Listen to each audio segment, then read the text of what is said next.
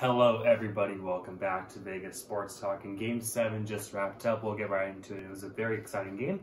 Pacioretty and Reaves are playing Game 7 for the Golden Knights. That was big. That's the first time Pacioretty has played since May 1st. It was Fleury versus Talbot once again in goal. Shots are 5 minutes into the game were 2-1 Vegas, and Vegas was kind of pressuring to start this game. They were playing quick and fast. Janmark would score at 5:09, 1-0 Golden Knights. That was off of a wild turnover near the blue line. Janmark had a great finish on Talbot, so it's 1-0 Golden Knights. It was a strong first 6 minutes for Vegas. They were finishing their checks and they were playing very quick. There was an aggressive Vegas forecheck during the first half of the period. Whitecloud had a chance that missed wide.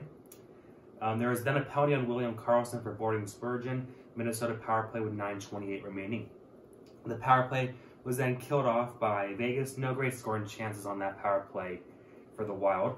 Parise got to a loose puck. That turned into a breakaway. He missed that just to the left of Fleury's left pad. Then at the end of the period, Parise scores from Eriksson, Ek, and Sutter at 16:49. It's 1-1. That's Parise's second goal of the series after not playing games 1, 2, and I want to say 3. So after the first period, it's 1-1, and it's looking like the Wild were trying to pick up the momentum.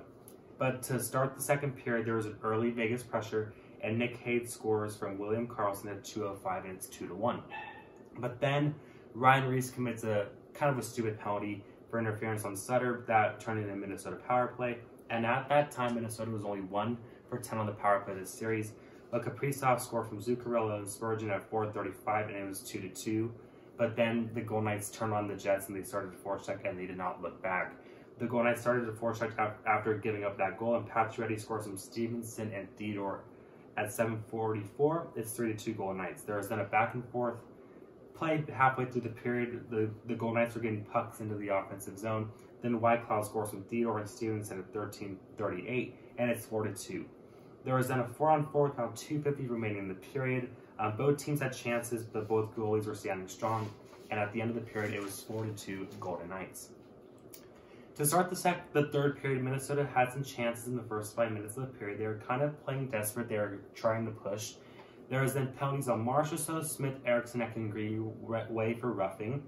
Spurgeon had a shot that was shut down by Fleury, and the Wild were forechecking around 12:30 around the 12:30 mark in the period, but Fleury was making big saves. Fleury played really well tonight. He stood tall for Vegas in these key instances. There was then a rebound off a stone shot that was saved by Talbot. Shots with 10 minutes left were 31-20 VGK for the game. Ryan Hartman had a solid chance that was shut down once again by Fleury. Marc Andre Fleury was on his toes during that third period. Then Karlsson had a point-blank shot that Talbot made the save off of his shoulder. But then there was a turnover by Minnesota in the defensive zone.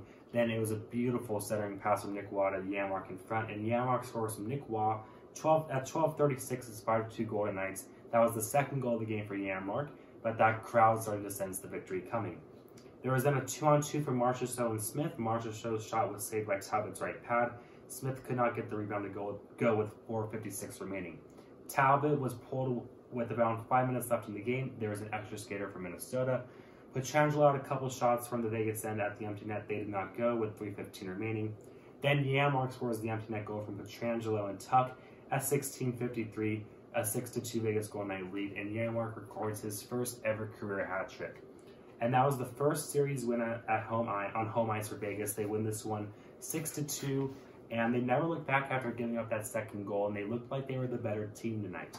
Shots on goal, 10-8 Minnesota in the first, 17-6 Vegas in the second, 10-5 Vegas in the third. So once again, the Vegas Golden Knights dominate the second and the third period.